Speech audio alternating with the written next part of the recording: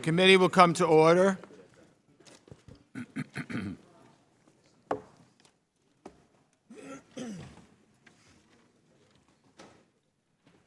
Without objection, all members will have 5 days to submit statements, extraneous material, and questions for the record, subject to the length limitation in the rules. We'll begin, Mr. Secretary. Thank you for meeting with us this morning. Weeks ago, we invited you to testify about American policy towards Iran, Iraq, and the use of force. No one doubts that Qasem Soleimani was a dangerous terrorist, but it's important that we look at foreign policy in terms of whether it makes Americans safer and advances our interests. Weeks later, we've seen attacks that have injured more than 100 service members, the need to move thousands more personnel back to the region, a derailment of our relationship with Iraq, and a setback in the fight against ISIS, and Iran again pushing headlong towards a nuclear weapon. You promised the American people that they would be safer and Iran would be deterred. So by your own metrics, this policy has been a failure. Mr. Secretary, it shouldn't have been so difficult to get you here, and your appearance here today is far too short. And while we've had to wait for you, the world doesn't wait for anyone, and now we're facing another potential crisis, coronavirus. And I imagine you'll hear some questions about that this morning as well. And there are dozens of other issues we'd like to ask you about, including the lawful subpoena that this committee issued in September that you've ignored.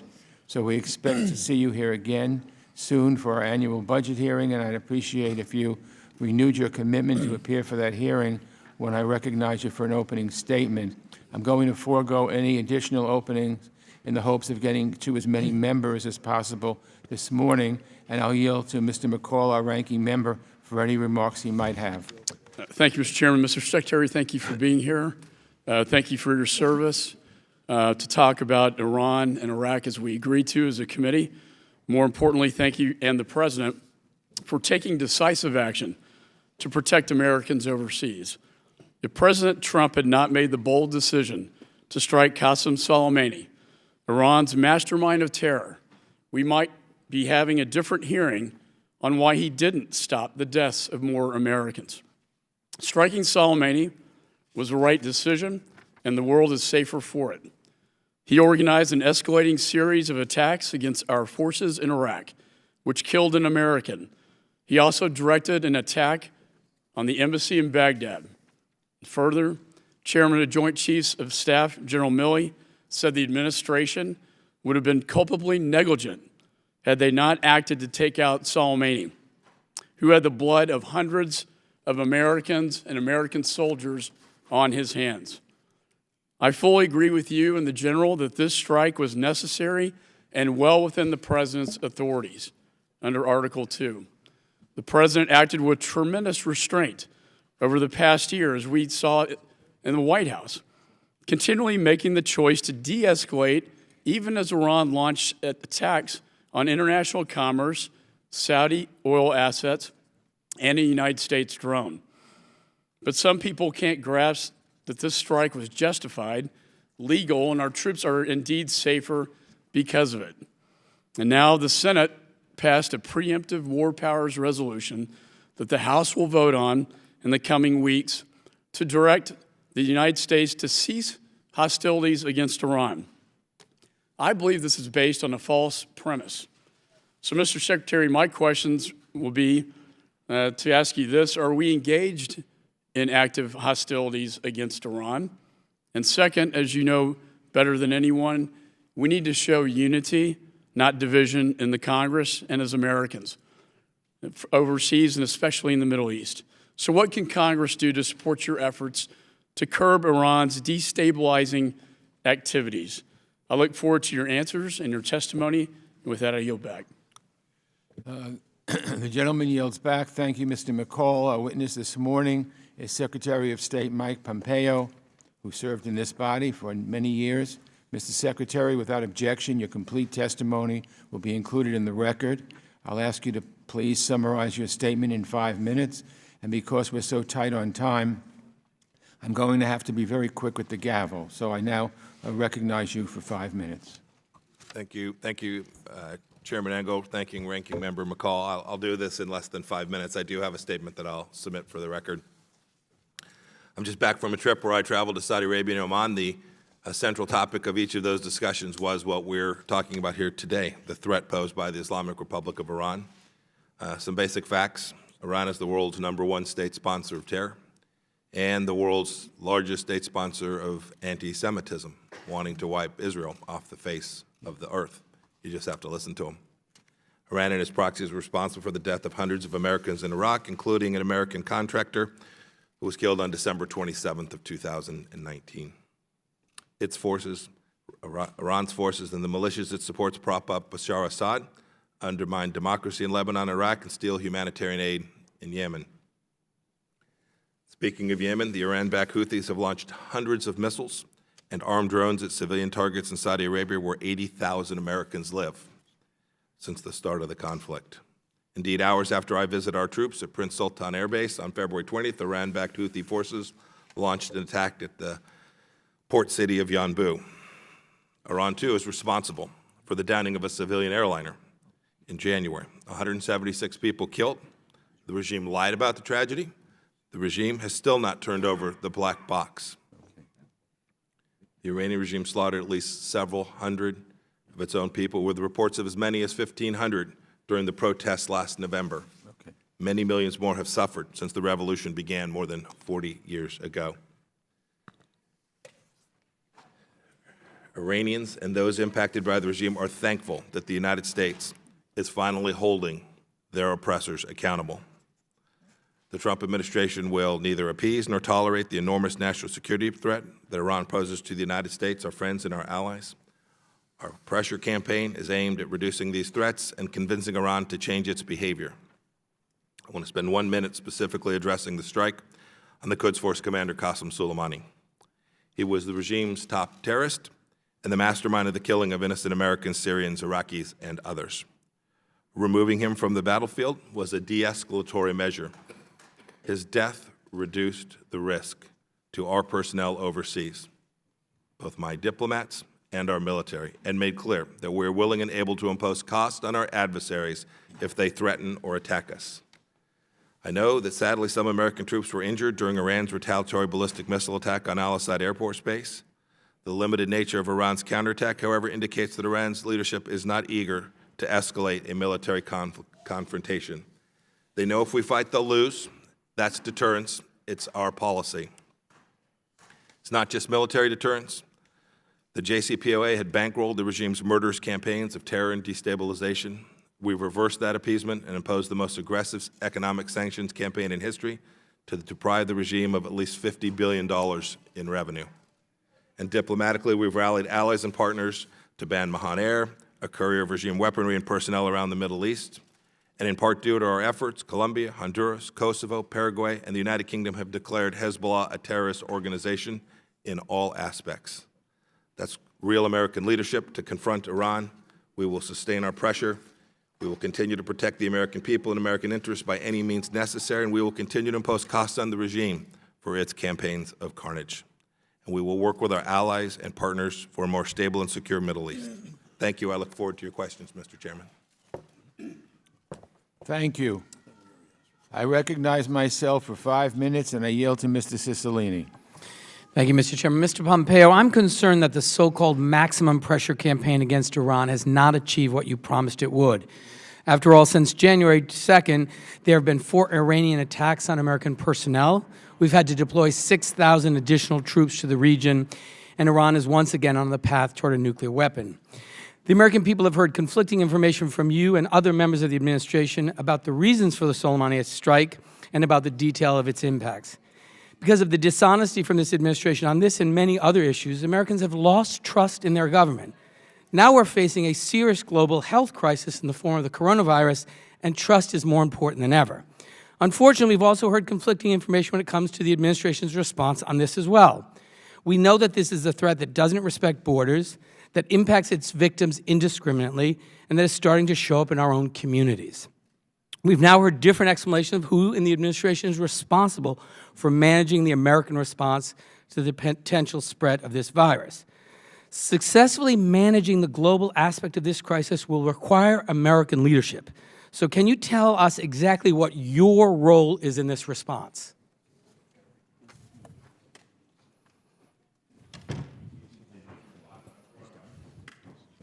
Is that the, Yes. that the question? What precisely falls under your set of responsibilities as Secretary of State? Sure. So, Mr. Chairman, just so you know, we agreed that I would come here today to talk about Iran, and the first question today is not about Iran. Well, let make it about Iran. Let me make it easier. no, I'm We've happy- learned that I'm there's happy been to an answer this. outbreak in Iran of 245 cases Right. is the latest number. Have you or any other senior level American official been in touch with anyone inside the Iranian government to coordinate on this response to the virus and to mitigate the further spread of the virus? We have made offers to the Islamic Republic of Iran to help, and we've made clear to others around the world in the region that assistance, humanitarian assistance to push back against the coronavirus in Iran is something that the United States of America fully supports. We will continue to support. That's true for every nation. We will bring to bear our diplomatic power and our capacity to deliver technical and medical assistance wherever we can. Well, sir, I'm worried that because of this administration's 3-year history of blatant disregard for facts, that the American people don't know who to trust. Because of the policies you've championed, we have isolated ourselves within the global community. We've ignored or defunded key government offices or international entities that deal with global health and pandemics. And the aggressive military-focused foreign policy of this administration hasn't achieved any articulated goals or made the American people safer. American leadership around the world is paramount in keeping Americans safe, and I'm concerned today about this administration's ability to do so. And with that, Mr. Chairman, I yield back. All right, I now yield to Mr. Bearer. Thank you, Mr. Chairman. Mr. Secretary, I'm a doctor, and on Wednesday we found out that my former colleagues at the University of California, Davis are treating the first possible case of community transmission of coronavirus in the United States. My home county of Sacramento has been reminded that disease has no borders. So, following my colleague, Mr. Cicilline, I'm deeply alarmed by our approach to Iran in terms of impacting the fight against coronavirus. Mr. Secretary, do you believe that sharing data about new diseases like coronavirus makes America and the world safer? Yes, no? Yes. And Mr. Secretary, do you believe that Iran is up to the fight against coronavirus? Yes or no? Their healthcare infrastructure is not robust, and to date, their willingness to share information about what's really going on inside of the Islamic of Iran has not been robust. And I'm very concerned that it is that Iran that is not sharing information. Exactly. Reclaiming that my would help time, the Iranian I agree with some of that assessment that they don't have that infrastructure, and I'm worried about that. As a doctor, I know that when we're fighting a new disease, time is of the essence. That means people and medical supplies at the epicenter, because that will help limit the spread before it reaches other countries. It took over a week after the disease was first diagnosed for the administration just to clarify that sending humanitarian assistance wouldn't trigger sanctions. Will the administration be issuing new licenses for Iran sanctions to address issues connected to coronavirus? The predicate of your question is not accurate. There has been continuously an avenue for the movement of medical and humanitarian goods inside the Islamic Republic of Iran. They have not been sanctioned at any time before the advent of the coronavirus and concurrently. Right, reclaiming my time, let's just make sure we do everything we can to stop and assist Iran. Iran's isolation has made it less open, less transparent, and as a result, coronavirus is flourishing in that country. It is not making America safer, and with that, I yield back. Okay, time of the gentleman has expired. Mr. McCall. Thank you, Mr. Chairman. Mr. Secretary, the Senate, as I mentioned, passed a preemptive war powers resolution that the House will vote on in the coming weeks, directing the United States to cease hostilities against Iran. Again, I believe this is based on a false premise. So my question is very simple. Let me ask you this. Are we engaged in active hostilities against and in Iran? We are not. Our posture to push back against the behaviors of the Islamic Republic of Iran is designed to deter and to defend America's interest. And thank you. What signal does this division and the Congress send to the largest state sponsor of terror, Iran? So as a former member, I always have a high tolerance for people expressing their views, the views of their constituents, and so, members of Congress have a responsibility to do that. Having said that, it is the case that around the world, leaders observe when there is not a consistent view across all of the United States government, and America's policies are best effectuated when there is a consensus that emerges around American foreign policy. And I would encourage everyone to take on board what the administration is doing and urge them to come to the consensus and assist us in delivering the change in the regime's behavior that I think everyone in this room today understands is both necessary and in America's best interest. And I'm all for Article 1 constitutional authorities, but I do believe the president had authorities under Article 2 in self-defense. In addition, he was a designated foreign terrorist under the Obama administration. Let me ask you this. The Washington Post recently reported the Quds Force has been significantly deterred from retaliating further against the United States since the death of Soleimani. Can you tell us how Iran's activities have changed since the United States took out Mr. Soleimani? So that's probably best for a classified setting, I can say in an unclassified setting, they recognize the seriousness with which America acted to take the strike against Qasem Soleimani. And I think they appreciate the seriousness with which President Trump and the administration are taking our obligation to defend America and our partners. And it clearly demonstrated our preparedness to continue to deter Iran's behavior. And I think they've taken that seriously. And last question. Do you believe that in terms of a threat in the future, depending, not saying on what type of time scale, that Mr. Soleimani was planning to kill more Americans, possibly in Iraq? Oh, 100%. And that would be based on a very short time frame. He was in the region actively plotting to kill Americans in the region. So we are, in a way, had the president done nothing and more Americans have been killed, or we had a 1979 hostage situation, the president would be blamed for that, wouldn't he, if he did nothing? It was my judgment that this reduced risk to America to take this strike. I think the team all presented that to the president. He made a final decision that that was right, that we would reduce risk both in the short term, in the medium term, and in the long term to American interests. And so the American people, but most importantly, our diplomats and soldiers in the region are certainly safer because of that decision. Wouldn't you agree with that? Undoubtedly. I'd just like to close with, I've been in the White House with some of these discussions. The president was very clear. I do not want to go to war with Iran. And he said that repeatedly. And I still think he believes that. I saw tremendous restraint when we were looking at how to respond to the U.S. drone that was shot down by the Iranians, a U.S. military asset, when 50% of Saudi's refinery capability taken out. And then finally, when they attacked our American embassy, it was not some brush fire. It was bombed out. I had the picture on the House floor. Serious attack on our American embassy. That cannot go without a response. And I think the president was very restrained time and time again, but they, I think, crossed the red line when they attacked our embassy, killed a contractor, and wounded 3 soldiers, in addition to the hundreds of American soldiers that Soleimani killed and maimed. One of whom is right in front of me, does not have his legs anymore, Mr. Mass, because of Soleimani, the biggest terrorist in the Middle East since bin Laden. And I think the world, Mr. Secretary, is much safer without him. With that, I yield back. Thank you, Mr. McCall. Mr. Meeks. Thank you, Mr. Chairman. So every time you testify, I can't help but think of those days when you were on this side of the dais. I can remember vividly you thundering away at Secretary Clinton during the Benghazi hearing. You know what? She showed up voluntarily, sat there for 11 hours.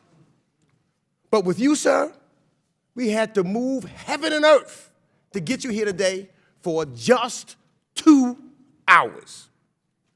To me, that shows disregard for the oversight responsibilities of the United States Congress. It is clear that the Trump administration's decisions in Iran are reckless and impulsive. Even after Iran emerged as a hotspot of the coronavirus outbreak that is on the verge of being a pandemic, you could only commit today to 2 hours.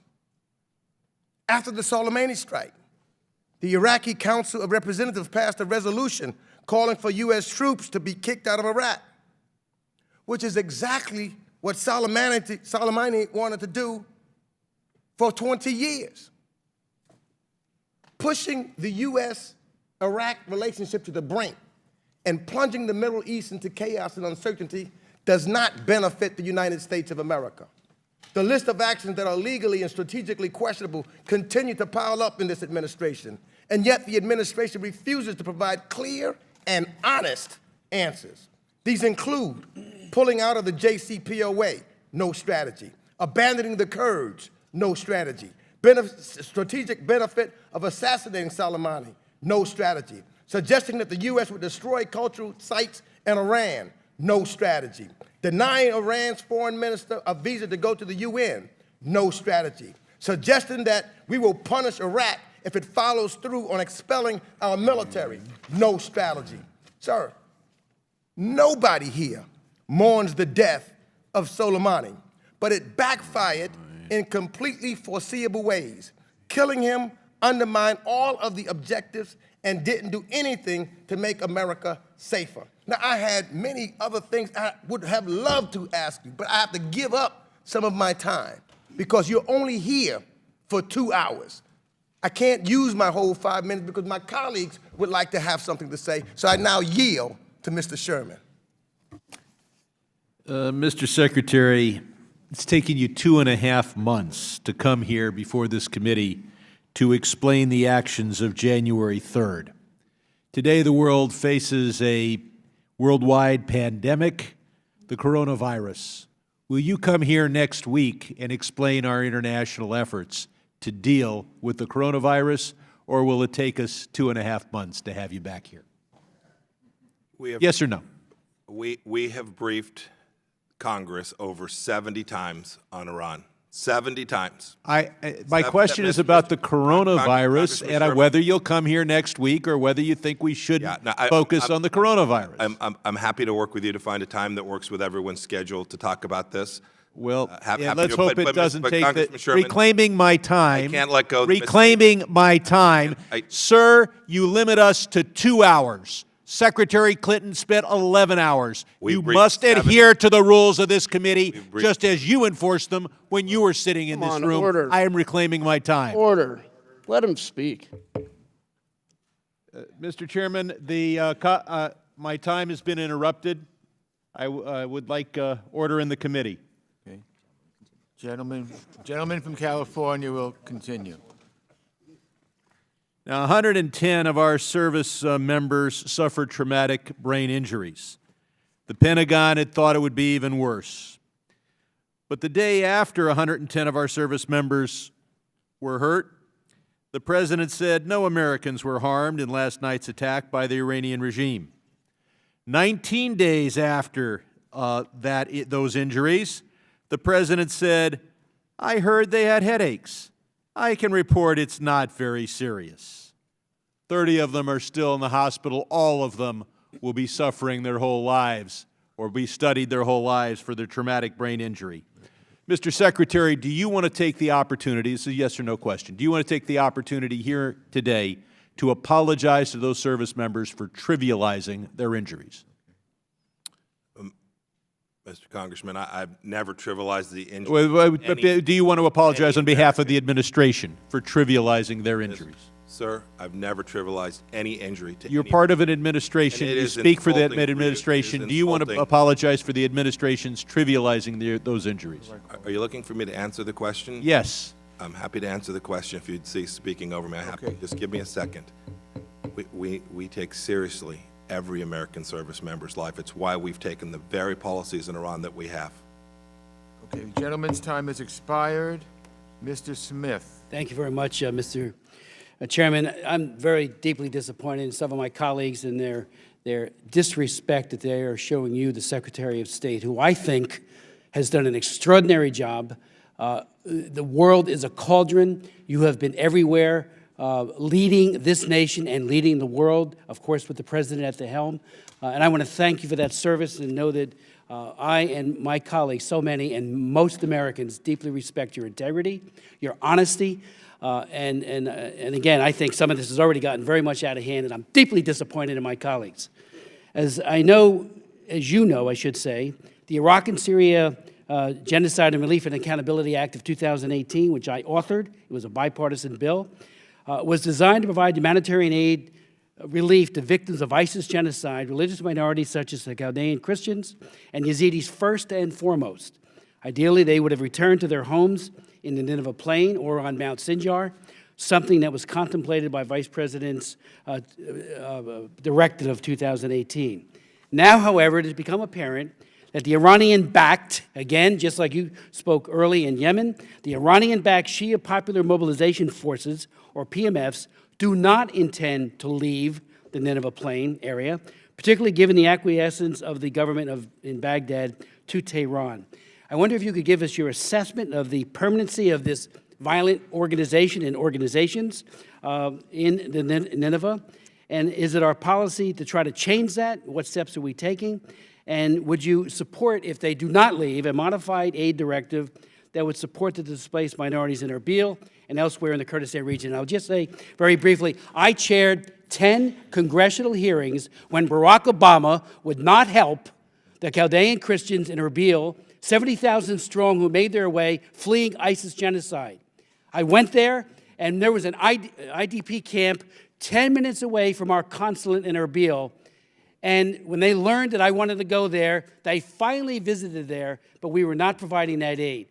Working with colleagues across the aisle as a bipartisan bill, we said enough is enough, and we did a bill to direct that aid would get there. And you have delivered, and USAID has delivered mightily. And I want to thank you for that, and the Vice President and the President. But if you could speak to these groups. So I think there were 3 questions in there. The last one was, would we work on a modified policy? Yes.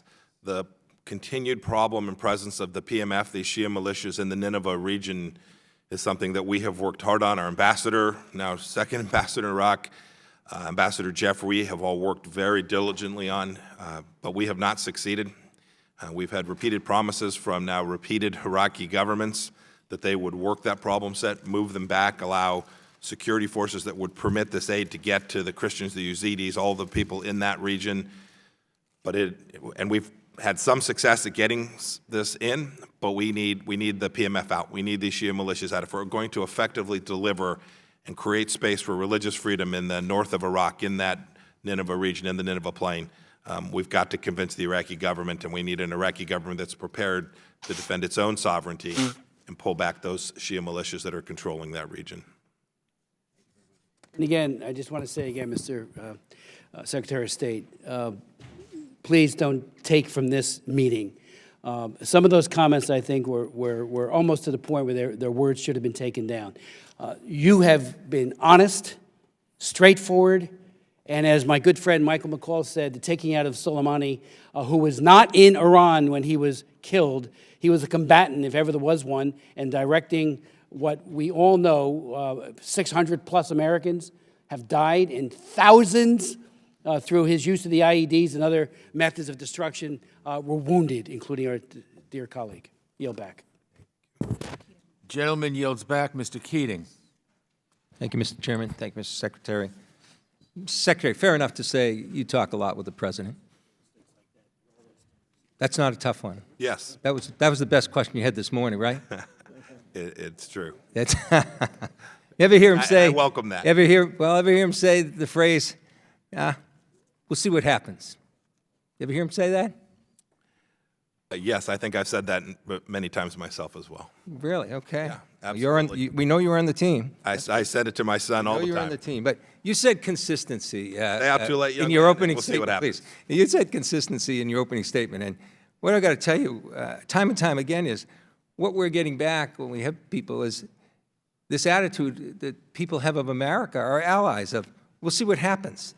I mean, just last night, after the president pulled out and took us away from the Syrian issue, just last night we found out that it's escalating.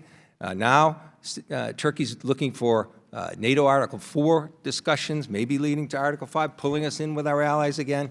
And I remember the president saying, when he did that, he said, hey, we'll see what happens. I remember with his discussions in North Korea, when he was having his discussions, oh, we'll have the discussions, we'll talk, we'll have love letters, but we'll see what happens. Well, we know what's happened. There's new escalation of their missile system, their nuclear system.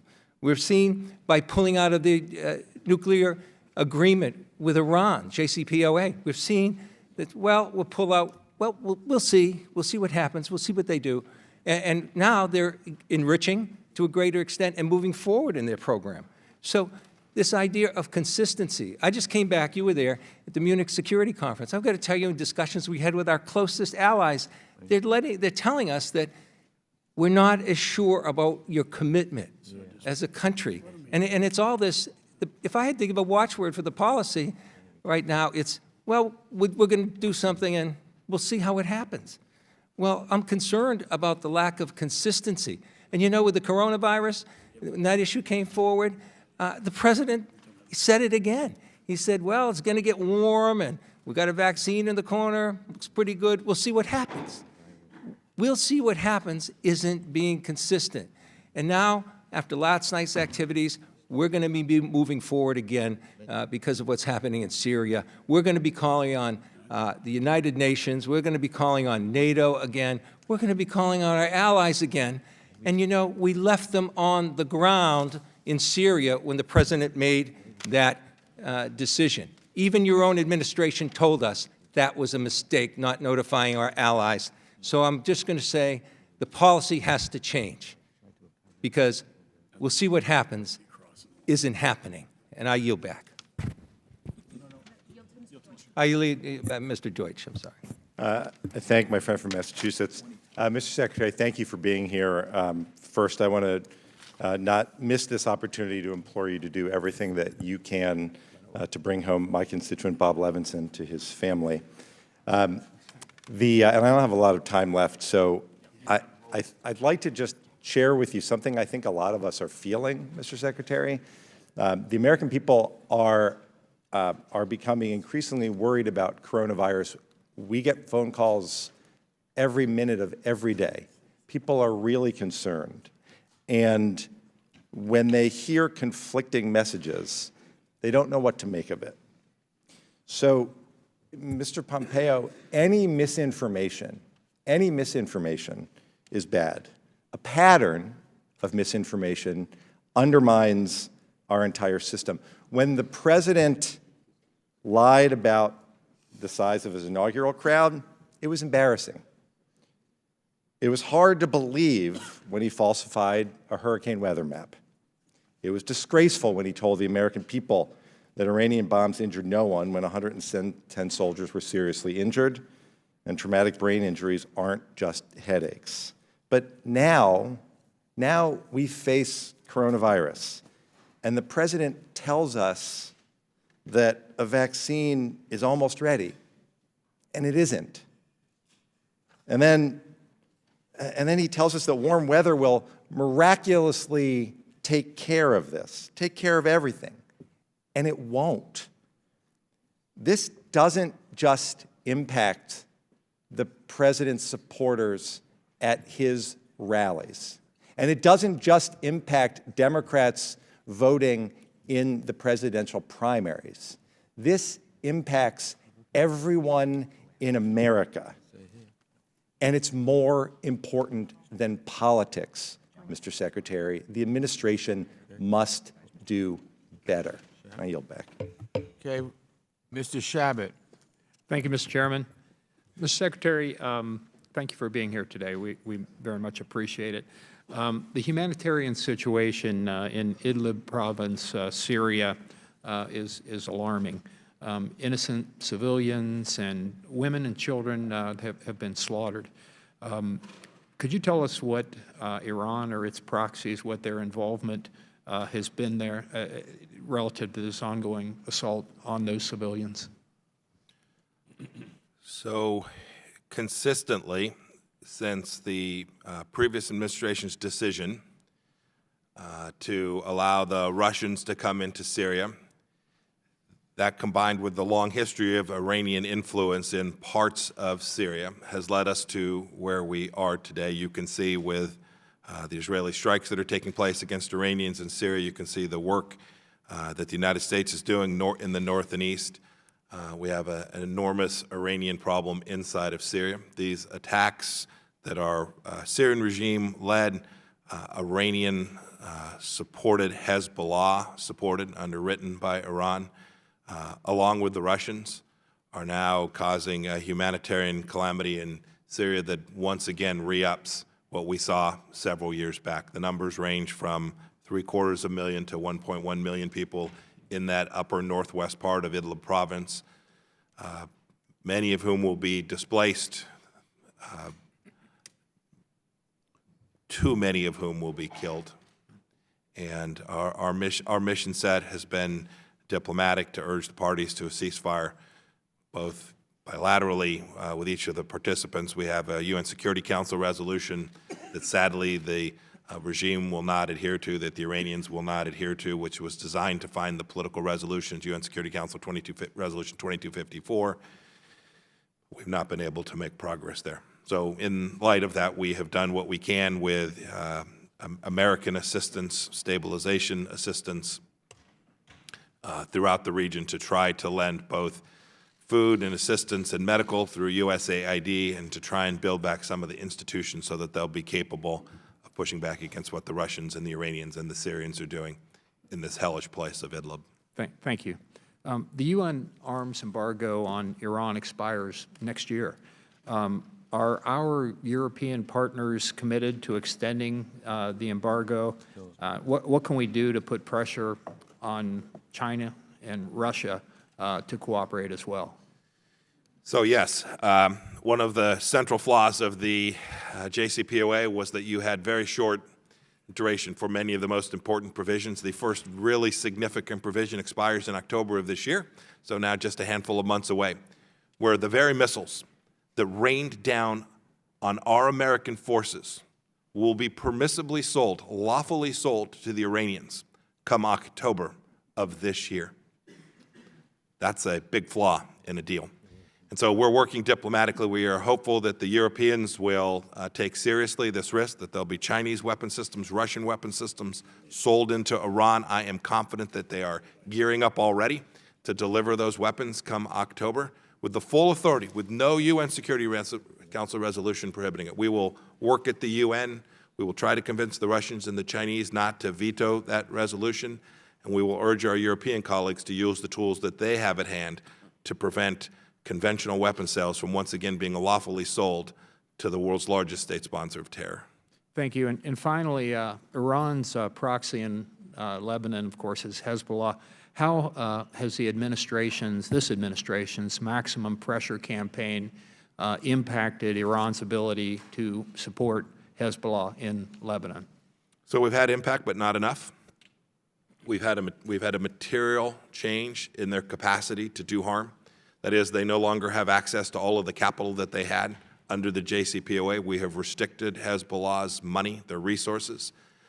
There's more work to do there. We have also used our diplomatic efforts to build out a coalition to support the Lebanese government to do the reforms that you can see. You can see the protests in the streets in Beirut and outside of Beirut in Lebanon as well. You can see the Lebanese people are exhausted from Iran. They're exhausted from Hezbollah. And you see the same thing in Iraq. You see protests in Tahrir Square. These aren't protests against the United States of America seeking our departure. They are protests for the people of Iraq and Lebanon who want a sovereign, non-sectarian, non-Iranian-dominated government. Our diplomatic mission is to do all that we can to assist those governments to make this transition from Hezbollah-backed or Iranian-controlled in Iraq to governments that are sovereign, independent, and deliver on what their people, the people of their countries really want and desperately need. Thank you, Mr. Okay, Chairman. I'm going to call on Mr. Phillips, but before I do, I just want to quickly express the fact that what's going on in Idlib province in Syria breaks my heart, and the the world, and particularly our country, cannot just stand by while Putin and Erdogan are killing people. It just breaks my heart. It's not fair to the Syrian people. It's just terrible, terrible atrocities. I wish we had more time to talk about it. Mr. Phillips. Thank you, Mr. Chairman. Welcome. Mr. Secretary, thank you for your service. My constituents in Minnesota know that American diplomacy is integral to keeping all of us safe in the United States. But they're afraid, as you can imagine, afraid about the potential for a far more significant response from Iran, and they're frankly terrified, as my colleague Mr. Deutsch just referred to, about coronavirus. And sadly, they are increasingly lacking faith in the administration's ability to address it. So can you tell them that you've done everything humanly possible, both around the globe and even here, to keep us safe from coronavirus? I am confident that this administration has taken actions that have significantly reduced risk and will continue to do so. It is a very complex problem. The State Department has a piece of it.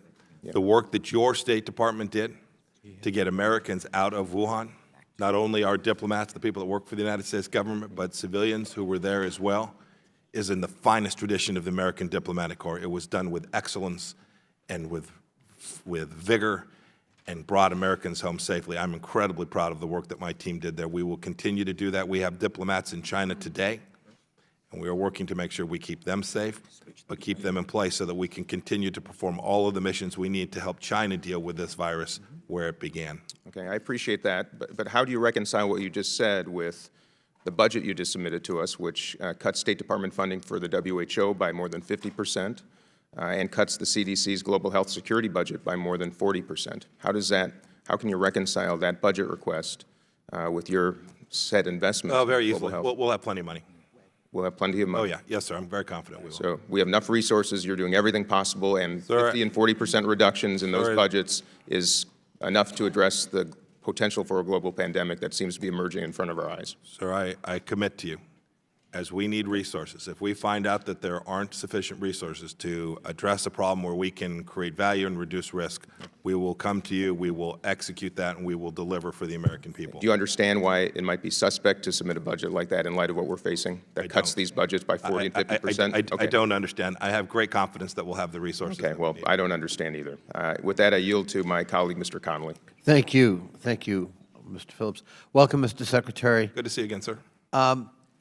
Mr. Secretary, let me ask you an organizational question, because in addition to the budget recommended cuts, which seem ill-timed at the very least, given what's happening with coronavirus, I'm worried by the fact that we don't have a permanent structure for dealing with pandemics.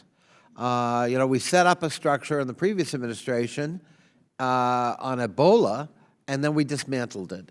On May 18th, this administration dismantled the Global Health Security Directorate at the National Security Council in light of what's happening today and in light of what could happen year in and year out. We don't know. In retrospect, was that perhaps an unwise decision, Mr. Secretary, to abolish a coordinator in the NSC, a coordinator I think we need today? I've watched this process move forward since the very first days that we became aware of the coronavirus. I've watched the part that the State Department has responsibility for, the part that Secretary Azar and his team working. I've seen CDC officers when I traveled to Ethiopia and to Kazakhstan and Uzbekistan. We ought to focus on actions, activities, and not org charts. Mr. Secretary, let's stipulate that every decision made by the President and this administration is beyond reproach, including questionable budget. So stipulated. So stipulated. Okay, so we get that out of the way. So I want to engage you. As we look at the reality today, it is more than an org chart. It's about coordination. It's about having a focal point in the federal government that is specifically mandated with this mission, and that person and those persons are networking with WHO and the international health community. They're at the front lines monitoring situations. We felt we had to do it in the previous pandemic or on the brink of pandemic Ebola. This seems more serious in terms of its spread. And I just wonder whether, from your point of view, because after all, you oversee an org chart, wouldn't it be helpful to have somebody at the NSC charged specifically with this mission? Well, I've watched the coordination through the task force that Secretary Azar was leading. The Vice President now has his mission set. We now have a woman named Deborah Birx, who has been running a significant global health program for me, for the United States Department of State, who will begin to work for the Vice President to deliver on this. I'm very confident that we will coordinate among our agencies and, importantly, from my perspective, coordinate with our partner agencies around the world to help those countries as well. The gentleman's time has expired. Thank you, Mr. Chairman. Mrs. Wagner. Over here, Secretary. Yes, ma'am. Good to see you. Thank you, Mr. Chairman. And Secretary Pompeo, thank you for your time here this morning. On January 3rd, President Trump ended Qasem Soleimani's brutal reign of terror that killed and maimed countless Americans and coalition forces and threatened many more to come, as we've heard today and many times over. For too long, Tehran has been permitted to act with impunity against U.S. allies, U.S. interests, and personnel. I was proud when the administration acted decisively to restore deterrence in the Middle East, just as I was proud when former President Obama succeeded in his decision to kill Osama bin Laden in Pakistan. This was a defensive move to strike one of the world's most powerful terrorists who was organizing attacks against Americans in Iraq in defiance of UN Security Council Resolution 2231. I applaud the President for making our red lines clear to the Iranian regime. Attacking Americans is never acceptable. And when American lives hang in the balance, Iran will be held to account for its actions. The Middle East is a safer place when the United States is, as you said, clear and consistent in its intentions. Soleimani's successor, Mr. Secretary, as head of the Quds Force, Ismail Qani, was Soleimani's counterpart in countries east of Iran, Afghanistan, Pakistan, and the Central Asian Republic. While Soleimani's headed operations in the West, Mr. Secretary, are you concerned that Qani will seek to expand Iran's malign activities in Afghanistan? And how is the administration mitigating the risk to U.S. interests? So I can say more about Iranian activity in Afghanistan in a classified setting, but I will say in this forum, they share a long border.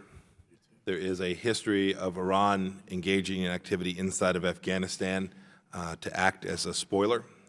We've seen just these last 6 days a significant reduction in violence in Afghanistan, and we are watching closely to see if the Islamic Republic of Iran begins to take even more active measures that undermine our efforts at peace and reconciliation in Afghanistan, and just as importantly, put our American soldiers who are on the ground there in both the Kabul area and in the West at risk as well. Yeah, this guy had this as part of his territory. We are very mindful that that's an area he knows well and might well seek to expand Iranian activity, both through the Quds Force and otherwise. Well, I'm glad you're on top of it. How did the Soleimani strike change the IRGC's standing in Iran, and have we been able to take advantage of any loss of prestige through information operations in Iran? Soleimani was a strategic target. There was strategic deterrence that resulted from that strike. He was absolutely a terrorist. He absolutely had American blood on his hands. He absolutely intended to kill more Americans in the immediate future. But he also occupied a position which was very close to the Ayatollah. And there is no one that is going to be capable of replacing that strategic input that he was able to provide to the Ayatollah. And therefore, we believe not only did we achieve the battlefield deterrence that his departure now has led to, but we also have changed the calculus inside of Iran and the understanding, your point about the red line. It is not possible for the Islamic Republic of Iran to have been surprised by the actions President Trump took. We had communicated clearly that the loss of American lives would result in a strike of significance that would impose real costs on Iran. So we exercised deterrence by making sure they understood what America was prepared to do, and then when they took actions that were inconsistent with the things that we had told them, we executed against that. Very quickly, media reports this week show that the vice president of Iran, as well as Iran's top health official, have both contracted coronavirus. Are you able to comment on the potential destabilization of Iran? Were there senior political leadership to be deathly ill or even perhaps die? Specifically, does the state have concerns about a void in leadership as it relates to their nuclear program and the Quds Force? I don't have very much information about beyond what we've seen in the open press reporting. And as I said earlier, we're going to do what we can on the humanitarian side to assist the Iranian people against in building out their systems inside of the country. I thank you. I thank you for your time. I yield back. Ms. Spanberger. Thank you, Mr. Chairman. Sir, after the strike, you were the administration's point person making the case that we had to kill Soleimani at that moment on January 3rd. Here's what you said.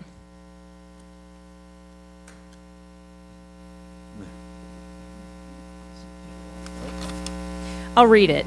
You said, we had specific information on an imminent threat, and those threat streams included attacks on U.S. embassies, period, full stop. That was January 10th, after you had about a week to get your story straight, except when we're looking at the fact that taking out Soleimani was essential to addressing a blow to a lion's malign activity. I question the fact that the day after Soleimani's death, Iran's Supreme Leader Khamenei appointed Soleimani's longtime deputy to replace him and continue operations. They didn't stop and they didn't slow down. Isn't that true? Didn't they shoot rockets at our people just days later, sir? The answer is yes. And the same day that you made that statement, you gave a classified briefing in Congress. I was there, and you didn't provide evidence to us about that claimed imminence. That's not true. The evidence of that claimed imminence was not given during that briefing. We absolutely did. And, sir, you and I both know that the claim of imminence was necessary and pivotal to the administration's justification for action in circumventing Congress. I said there was nothing in that briefing. With conflicting information, it's hard. The gentleman has the time. With conflicting information, it's hard for the American people to know what to believe. But fortunately, we have what's called a 1264 report, and the president is required by law to send this report to Congress to explain the legal and policy justifications for killing Soleimani. And since it's a crime to make false statements to Congress, I presume that we can take the 1264 at face value. We received this on January 31st. Sir, how many times does this report refer to an imminent attack on a U.S. embassy that would be stopped by killing General Soleimani? The answer is none. So your own report directly contradicts what you and the president told the American people over and over. You said there were imminent threats to American lives, and that's not true. And when the administration was constrained by the law to tell the truth, you abandoned the talking points. Mr. Pompeo, there's another report on Iran that is due this Sunday. It's required by a piece of law that I authored. It should give more transparency to the American people about why you risked plunging us into war, and I expect the president will comply with the law and provide that report this weekend. Do you expect that will be the case, sir? We always do our best to comply with every legal requirement. I promise you we will continue. I look forward to reading it. And lastly, as this administration has been so inconsistent with the facts as it relates to coronavirus on matters of security and public health, the American people need credible, consistent information, and we are consistently not receiving that from the administration. I yield to Representative Levin. Mr. Chairman, is it possible I could respond to a couple things? I wasn't asked a question, but there were. You were, sir. You didn't answer them. I yield to Representative Levin. Thank you. There were material misstatements made. Mr. Levin controls the time. The problem is we don't have enough time. All right, thank you, We've Mr. briefed Chairman. Congress 70 Sir, times. Sir, to your left, you'll see a map of the world. Right there. Would you please point out for us on this map which of our embassies were under threat of imminent attack so that you had to kill General Soleimani regardless of the consequences for American safety on January 3rd, 2020? I'm happy to answer your question. Which four? I'm happy to answer your question. I'm not going to get into classified material today. Okay, well, sir, reclaiming my time, we all know that Soleimani was a bad guy, but what I'm talking about is the decisions made leading up to January 3rd that brought us to the brink of war, and you're not willing to tell us which embassies were under attack? Under threat of attack? I'm never willing to disclose classified information. I assume you're not either. Right, sir. Well, you can't hide behind classification on this one because you can't classify something that doesn't exist. The administration has given us shifting stories, you, the president, others, about what was going on there. On January 10th, the same day you briefed Congress, the president said this to Fox News. I can reveal that I believe it would have been 4 embassies. So this is, again, the same day you were up here briefing us, and I was there on Soleimani strikes, and we didn't hear a word from you on the threats to 4 embassies. Why not? There were multiple embassies, which my diplomatic security team had enormous concern about. Sir, I have such little time. Are you going to let me answer the question? No, because you're not answering the question, sir. I'm not asking you to reveal classified information. Mr. Chairman, When will you please let the witness answer the question? Well, let me Out of say this. respect. I want the witness to answer the question. I hope that when we run out of time at the end, that the secretary will agree to stay for a few extra minutes. I will not agree to stay for a few minutes, but I'm happy to answer Okay. whatever questions I can. Well, then, Mr. Chairman, this is the problem, Mr. we Secretary. briefed 70 times, Mr. Chairman. Yeah. Mr. All right, Mr. Levin. Yes, sir, here's the bottom line. If we had the time, I would play the defense secretary's statement that he had no information about embassies. We're facing a possible coronavirus pandemic. This administration had 3 different stories about the events that brought us to the brink of war. So it's no surprise that Americans are scared because this administration keeps proving it can't be trusted to tell us the truth. I yield back, Mr. Chairman. Okay. Thank you, Mr. Zeldin. Thank you, Mr. Chair. And Mr. Secretary, thank you for being here. I apologize. This hearing has been a joke. You're getting asked a lot of questions that my colleagues on the other side of the aisle are choosing either to answer the question for you if you don't answer in the first split second of them finishing with the question mark, or if you attempt to answer, they cut you off to reclaim their time. So I first would like to give you the opportunity to answer any of the questions posed, because what we just witnessed for anyone at home witnessing the last 5 minutes, it's an embarrassment. Mr. Secretary, go ahead. Well, let me just say to Mr. Zeldin, what's really an embarrassment is that we couldn't get more than 2 hours from the Secretary of State. That's really an embarrassment to this committee. Mr. Zeldin. Mr. Secretary. So the record should reflect that the United States government has briefed Congress over 70 times on the issue of Iran. So I think it's difficult to claim that we've not been prepared to share. Indeed, I briefed all of you. Some of you have referred to that briefing extensively. I briefed the Senate side as well. Every member of Congress was invited to a hearing where we had not only myself, but the Secretary of Defense, the Chairman of the Joint Chiefs of Staff, an individual from the Department of Justice to talk about the legal issues, as well as the intelligence community. We gave a thorough and complete briefing. I am happy to be here for an additional 2 hours today. Let me just respond to the question that came in previously about the embassies that I have responsible for security for. In the days that led up to this strike that we took, our embassies all across the region went to heightened security posture. We moved resources around the region. We did that for 2 purposes, so that we could respond and deliver medevac capabilities in the event that we had to do so, as well as to deter attacks on our embassies. We took these threats from Qasem Soleimani on our embassies seriously. We responded appropriately, and we delivered for the American people. And I will tell you that today, I still have officers in these places. I still have a significant embassy in Baghdad. I've got officers in Beirut. These are amazing people who are living under a threatening region. And we're doing everything we can to reduce that threat, and the strike against Qasem Soleimani made each of my officers at the State Department more safe than they were when he was walking this planet. Well, thank you, Mr. Secretary. And for anyone posing questions to you at the hearing today, I think it would be great to give you an opportunity to answer any of the questions that they're posing to you. You're doing a great job. I'm proud of you. I'm honored to have you as our Secretary of State. We've seen al-Baghdadi get killed, al-Rimi, the ISIS caliphate destroyed in Iraq and Syria. Decisions to move the embassy in Israel to Jerusalem, recognizing Israeli sovereignty over the Golan Heights, reversing flawed Obama-era policies as it relates to Israeli activity in Judea and Samaria. I've heard it referred as far as the decisions with regards to oil sanctions and taking out Qasem Soleimani as going after the fuel and then taking out the driver. Instead of seeing oil from Iran go from 2 to 3 to 5 million barrels a day and $140 million a day in proceeds to the Iranian government to fund their bad activities. Instead, we see it going down to 300,000 barrels a day, and then you take out Qasem Soleimani. The amount of attacks that you've endured for the decision of the administration to take out Qasem Soleimani is insane. And I've heard the speaker refer to it as disproportionate to take out Qasem Soleimani, and I've posed the question, I still haven't gotten an answer. At what point is it proportionate?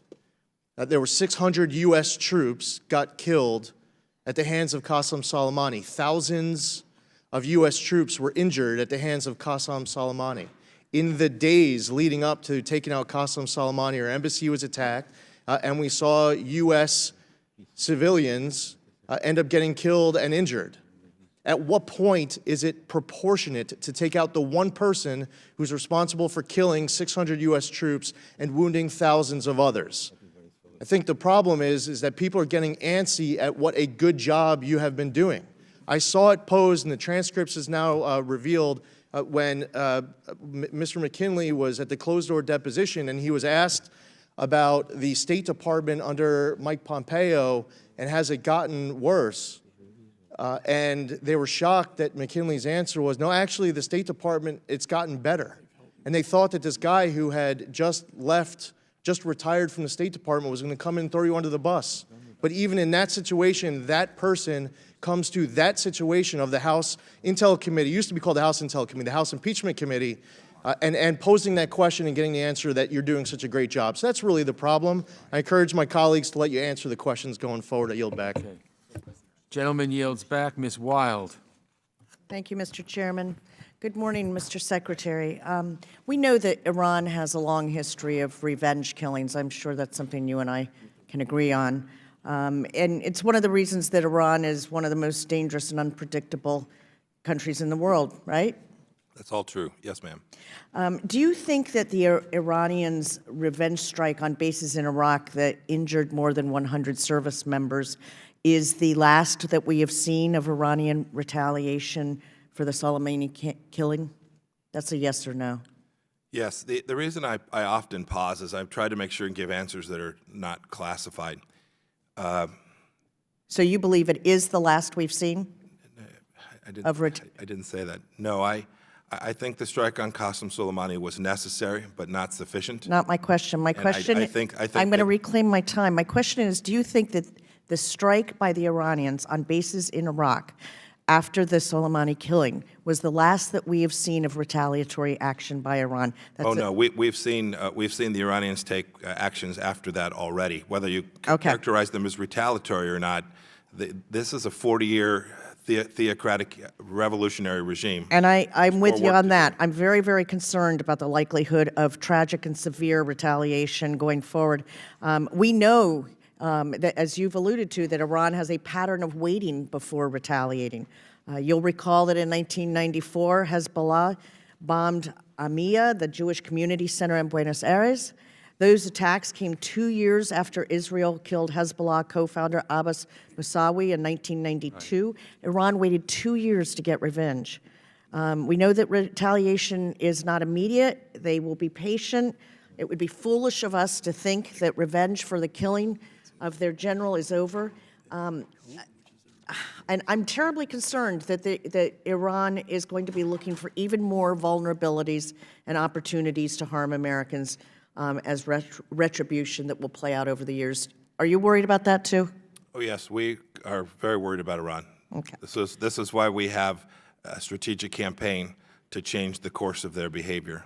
Well, let me just say that I think every day of the diplomats and troops spread all over the world, some of whom I visited over Christmas with a Codell from this committee, they are already doing dangerous work, and that's what they sign up for.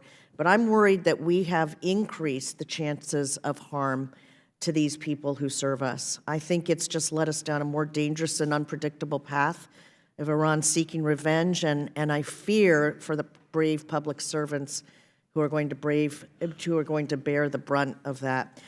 With that, I yield to Ms. Omar. Thank you.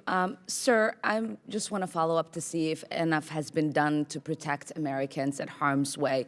The day of the strike, your department issued a warning against all U.S. citizens to depart Iraq immediately. Was there a concern before or after the strike that Americans could be targeted for retaliation?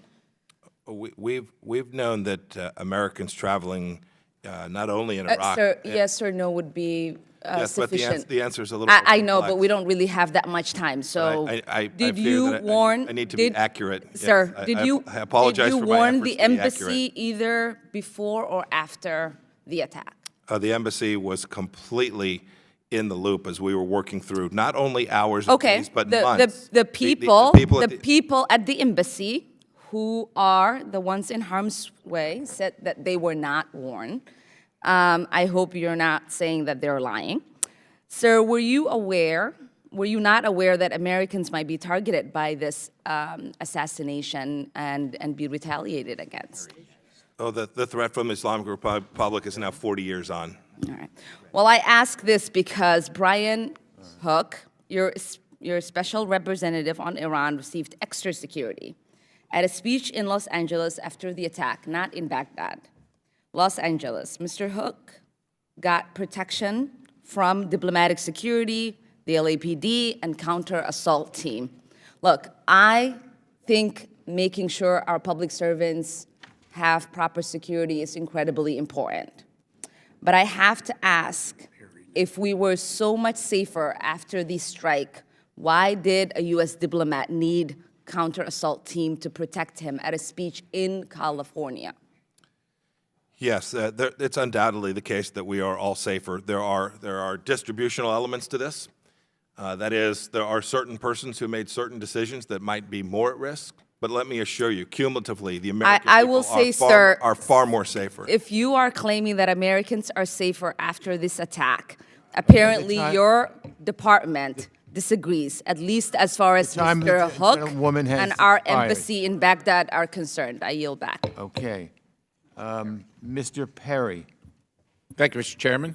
Great to see you, Mr. Secretary. Welcome to Masterpiece Theater. Unfortunately, this is a really serious business. I'm going to read you a quote, see if it's familiar to you. Turns out I'm really good at killing people. Didn't know that was going to be a strong suit of mine. Do you know who said that? No, I don't. That was the previous president. That was President Obama. So in the country of Pakistan, 2,741 killed, not including civilians. In Yemen, 975 killed, not including civilians. In Somalia, 286 killed, not including civilians during the last administration. Do you remember when it occurred in Congress? I'm sorry, I don't understand the question. What's the question? Oh, I'm sorry, Mr. Secretary. When did we declare war on Pakistan, Yemen, and Somalia? Yes. I missed that. Did you miss that? It didn't happen during my 6 years. I'm highly confident of that. Yeah, I don't remember it either. Do you remember this committee or any committee dragging in the Secretary of State and asking them what the strategy was during that period of time when we killed, the United States was responsible for killing 4,000 combatants around the world, not on the battlefield declared by the United States of America? Do you remember when that happened? I'm sure there were oversight hearings where Congress asked questions about it, but I can't recall. Do you remember what the strategy was? In which particular theater? Any one of those places. I know what the administration said they were trying to do. Do you remember any of my and your colleagues on the other side of the aisle? Quite honestly, do you remember any colleagues on this side of the aisle complaining about removing terrorists off the face of the earth? I don't recall that happening. I don't remember it either. When you have, Mr. Secretary, actionable intelligence regarding impending or imminent attacks on U.S. citizens or U.S. interests, including embassies, what is your duty?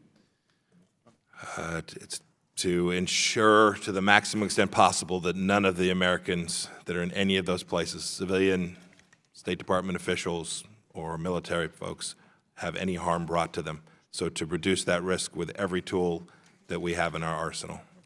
And so you were made aware of security risks prior to the strike on Soleimani to U.S. interest in individuals, personnel, and took corrective action to make sure that the risk was mitigated. Yes, that's the decision that the President made. Do you remember we had a consulate in Benghazi, Libya, when the ambassador had asked repeatedly for increased security at the time for the previous administration? And do you recall what occurred? Did he and the embassy receive the increased security, or did it not? My recollection is that some of the requests for increased security were made available to them and others were not. And what was the result? There was a tragic day where 4 Americans were killed. Yeah, 4 Americans were killed, and we had hearings up here, and the bottom of it was never gotten to as far as many Americans concerned and considered. Yet we sit here today and second-guess your decisions and the administration's decisions to keep America and America's interest safe in the face of a terrorist with the responsibility of hundreds, if not thousands, of Americans' deaths and maimings on his hands. Mr. Secretary, are we or were we at the brink of war, as has been claimed in this committee, with Iran? Yeah, we were at a heightened sense of risk on both sides, but I never observed that we were at a risk of anything that when I hear people talk about, I've heard people talk about World War III, that is not where we were. Yeah, I mean, at any time during these moments from the 1st of November through to date. You could. Having said that, I will tell you that the Islamic Republic of Iran considers themselves at war against the United States of America and against Israel. Yeah, it would seem to me, listening to some of my colleagues, that we should allow Iran to kill as many Americans as they want to and not respond for the fear that they might kill even more. I don't know how you can't reach that assessment here if you listen to the rhetoric in this committee. Let me just clear something up here regarding the JCPOA in closing. Is there any reason to enrich to the level that Iran has or have a heavy water reactor constructed for a peaceful nuclear power program? Is there any reason at all to do that? The current installation set for centrifuges in Iran and both the magnitude and levels of enrichment that are taking place there are not consistent with what one would historically find for medical isotopes and the like. I yield. The gentleman's time has expired. Let me, before I call on Ms. Houlihan, say that the strikes that my colleague referenced were authorized by Congress under the 2001 AUMF. Congress has not authorized a strike against Soleimani. There's no authorization for use of force against Iran, and that's really the difference. Ms. Houlihan. Thank you. Sir, thank you for being here. On January 7th, Iran responded to the Soleimani strike by launching missiles at American personnel housed at Iraqi bases. We now know it caused permanent brain damage and trauma to our service members. And the story the administration tells us about what happened keeps changing. The day after the president told the nation that, quote, the American people should be extremely grateful and happy no Americans were harmed in last night's attack by the Iranian regime, end quote. And like many Americans, I believed them, and I was relieved. But that wasn't, in fact, true. In fact, many people were harmed. Following the attacks and ensuing reports of injured service members, the president had this to say, and I quote, I heard they had headaches and a couple of other things, and I can report it's not very serious. Just briefly, Mr. Pompeo, with a yes or no, do you believe that traumatic brain injury is serious? Yes. I do too. I'm a third-generation veteran, and I have family members currently serving in harm's way, and I'm very familiar with the devastation that these kinds of injuries can cause. But on January 24th, the Pentagon told us that 34 service members had suffered traumatic brain injuries as a result of these strikes. And then on January 28th, 4 days later, we were told that no, actually that number was 50.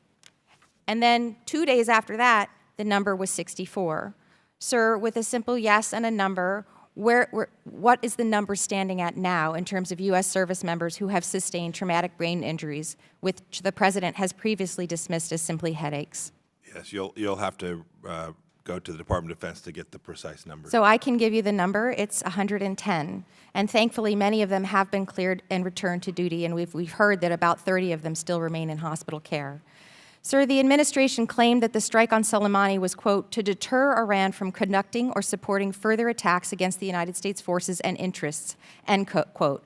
This wasn't deterrence. It was a decision lacking strategy and an endangerment of our national security and of our men and women in uniform.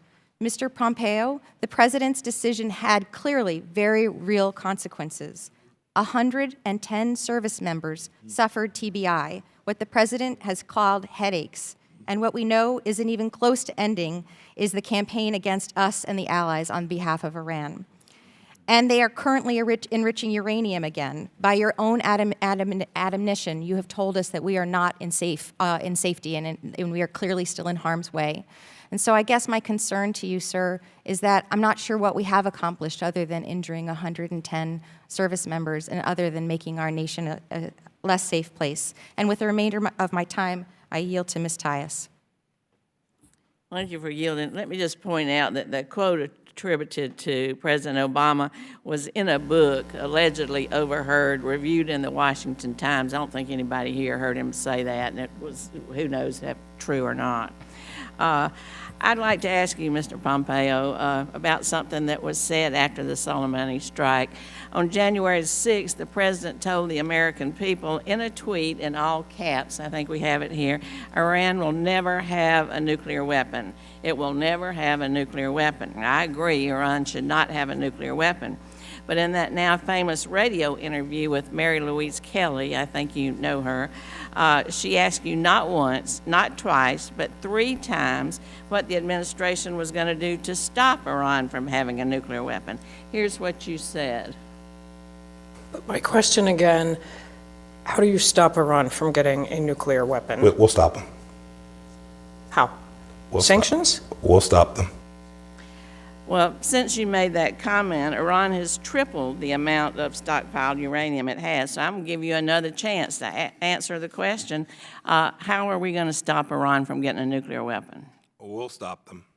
That, well, you know, that's really not a plan. Let me give you a more fulsome I'll take my time back since you're making fun of my question. I'll just take my time back. I'd be happy to give her more We'll fulsome. stop them as like a bumper sticker. That's not a plan. I'd be happy to give so you a more fulsome I'll go back to the response. interview with Ms. Kelly. You decided to have some fun. I thought I'd have a moment. Excuse me, Mr. Pompeo, I've got my time back.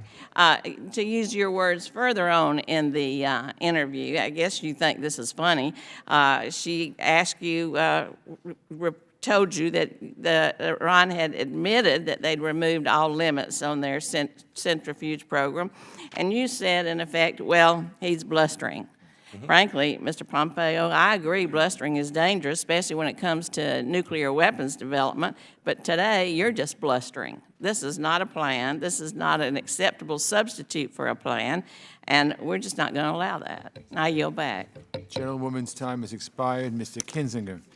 Thank you, Mr.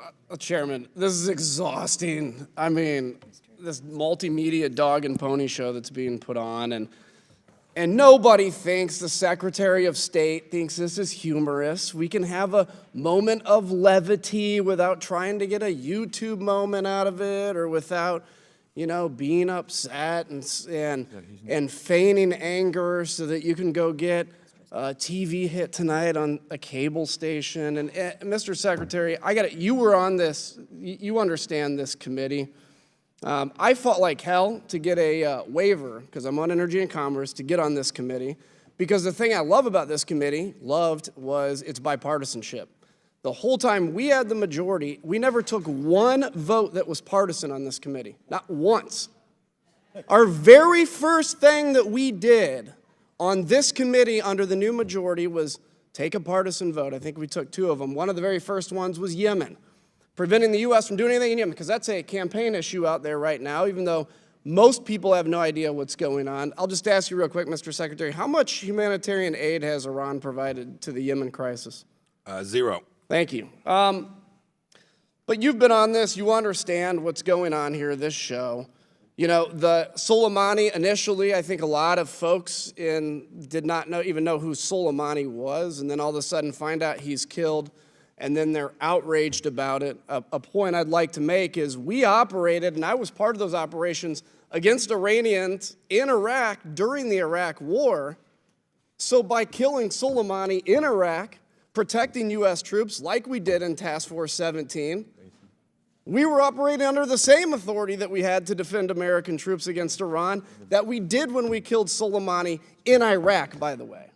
So when all this discussion about not having the authority, then you're saying that we didn't have the authority to defend ourselves and operate against Iranian IED networks in Iraq in 07 and 08.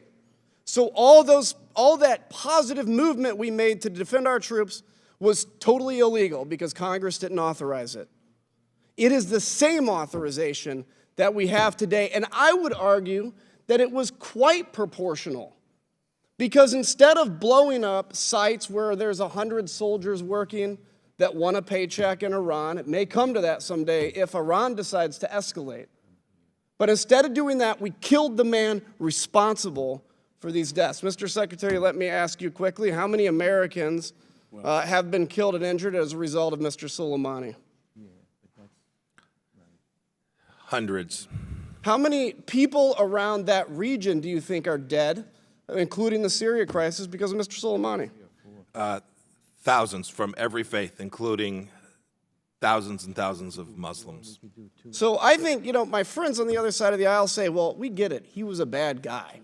Yeah, he was a bad guy. However, X, Y, Z, whatever the argument is. It's like saying Osama bin Laden was a bad guy. No, he was a demon. Mr. Soleimani also was a demon. This is a guy that traveled around arrogantly in the Middle East, bragging about the amount of people he killed, bragging about his ability to expand the Iranian empire and the methods that come along with that. 500,000 dead Syrians right now. By the way, Assad would not be in power if it was not for Iran. We look at the destabilization of Lebanon. We look at the innocent dead people in Yemen, at the Yemen conflict. That's not America in Saudi Arabia. That's because the Iranian regime overthrew the legitimate government of Yemen, parks weapons in the middle of populated territory so that when they are bombed, when they threaten airplanes, it kills civilians and they can parade the civilians out. That's the heartlessness of what we're talking about. Mr. Secretary, I also want to just mention on the airliner. After the Iranians shot down the airliner, it was amazing to see the number of people that blamed President Trump for shooting down the airliner. None of this would happen if it wasn't for President Trump's irresponsibility, is what I was told. I think an important thing to remember is we killed Soleimani, the right move. Iran reacted, and then fully expecting us to react, they turned their surface-to-air missile sites on, trying to defend their airspace, fully assuming America would react, and we didn't, because we showed restraint. And then a trigger-happy or whatever the situation was, surface-to-air missile operator shot down the airliner. That wasn't President Trump. I would argue President Trump showed a great deal of restraint. So, Mr. Secretary, I appreciate you coming in here. I am sorry. Some of my colleagues have been very respectful in their questions, legitimate questions, but I am sorry that some haven't, and I yield back. Okay, the gentleman yields back. Mr. Castro. Thank you, Chairman. Mr. Secretary, you and I were both on the Intelligence Committee before you left to go to the CIA, and I'm still on that committee. I listened to your answers on classified information, and I've seen that classified information, and after reviewing it, I don't think that you're telling us the truth. And I would encourage the President and you to declassify as much of that as possible. I think if the American people read it themselves, they wouldn't believe that you're telling us the truth. Here's my question. My colleagues have shown killing Soleimani made America less safe in ways that were entirely predictable And yet, it doesn't seem like the administration was at all prepared for a vote to expel American forces from Iraq, or for guided missile strikes that forced our service members to hide in bunkers, or for a complete halt to the fight against ISIS. Just like the pullout from Syria, the President made a decision with no planning and no understanding of the consequences. This is exactly why the framers of our Constitution decided not to entrust any single person with the power to take America to war. Instead of following the law and seeking authorization, you first said there was an imminent threat, which we know isn't true. You then concocted a theory that Congress had somehow already authorized you to attack Iran. Mr. Secretary, do you really believe Congress authorized the President to attack Iran? I'm very confident that every action that this administration has taken is fully lawful. The President and the administration has referenced the 2002 AUMF. Let me ask you, Mr. Secretary, how many times does the 2002 Saddam Hussein authorization, which you're invoking here, mention Iran?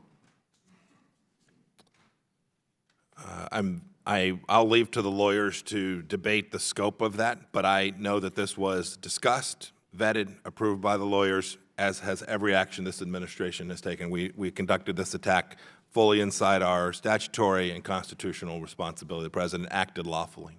You know, Mr. Secretary, that it doesn't mention Iran.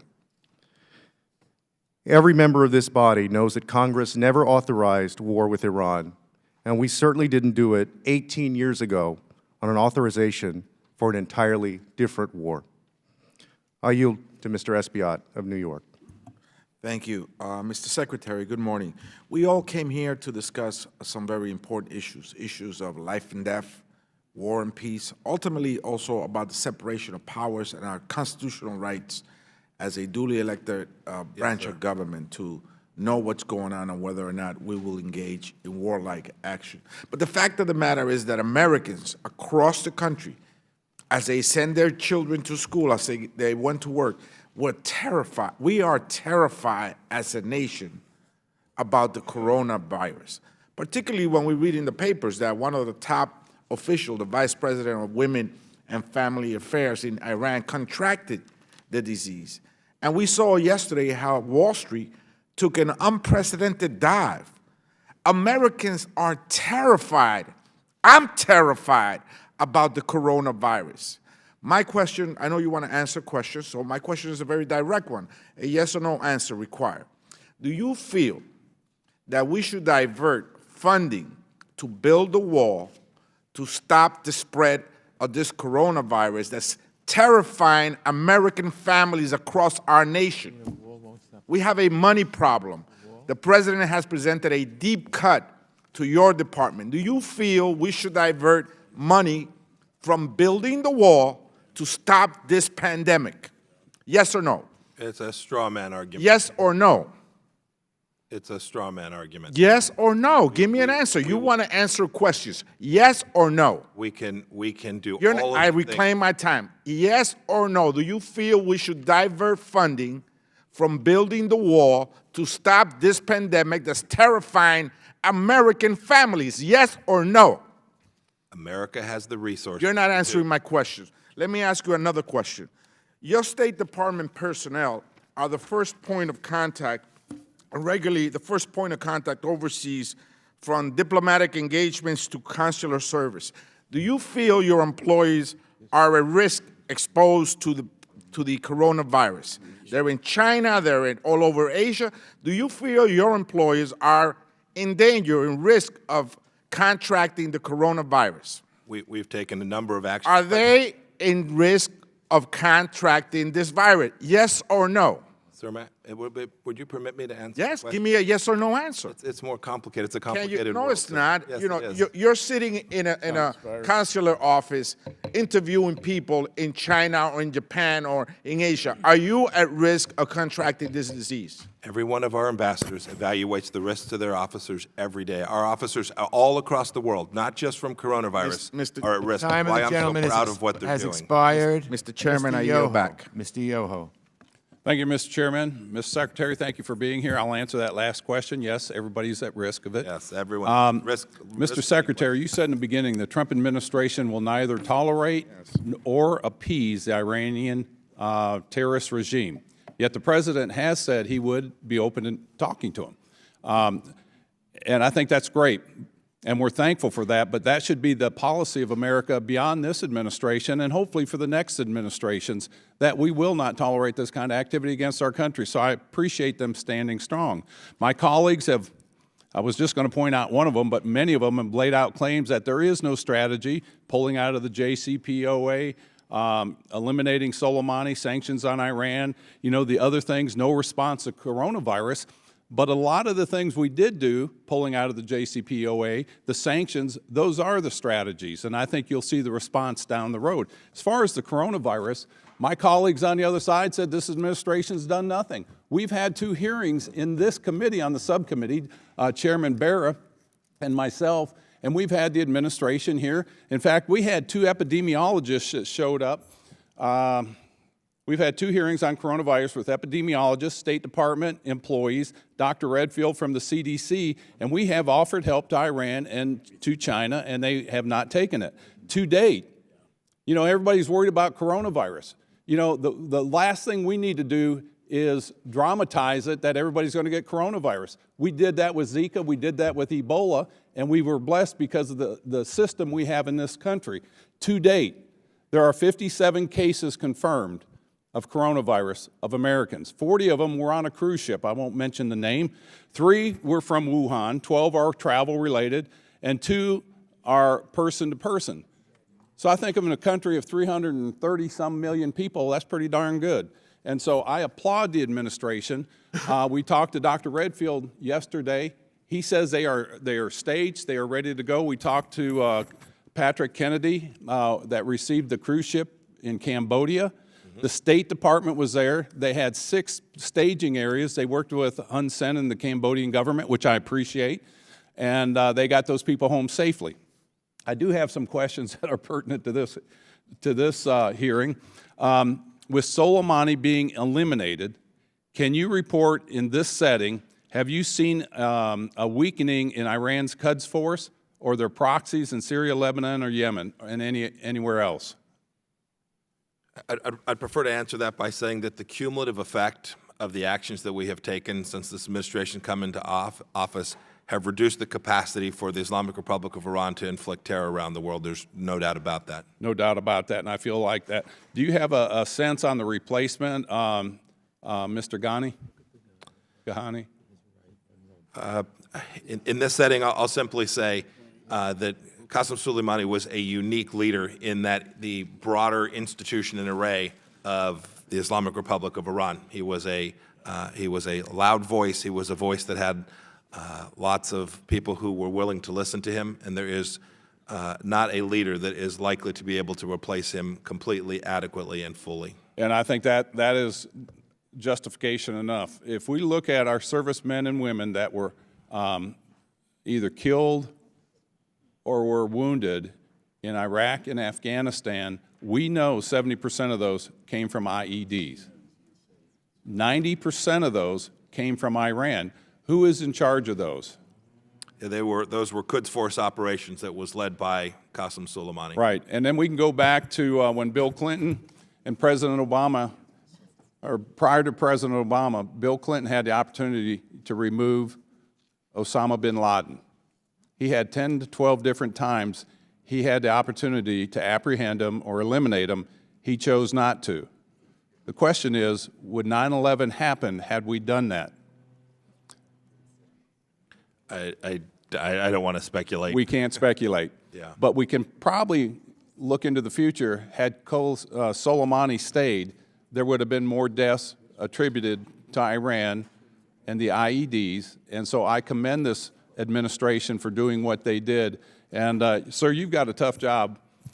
We need to focus on what's going on in the world. It's not just Iran. We've got China, we've got North Korea, we've got what's going on in Venezuela, we've got the economies, being adjusted all over the world. And so we can't just focus on one area. We've got to look at the whole picture, and I would think Congress would come together to focus on that, and I yield back. Thank you. Thank you. The gentleman's time has expired. Mr. Malinowski. Thank you. Mr. Secretary, you and I had what I thought was a very constructive conversation at the Munich conference about the importance of defending State Department personnel, and I appreciated some of the things that you said to us about that. But since we got home, we've heard the following statement from a White House deputy spokesperson. He said, "Too often we have people in this government, I mean the federal government is massive with millions of people, and there are a lot of people out there taking action against this president, and when we find them, we will take appropriate action." We've seen reports that the White House Personnel Office is compiling lists of so-called deep state people, disloyal people to purge.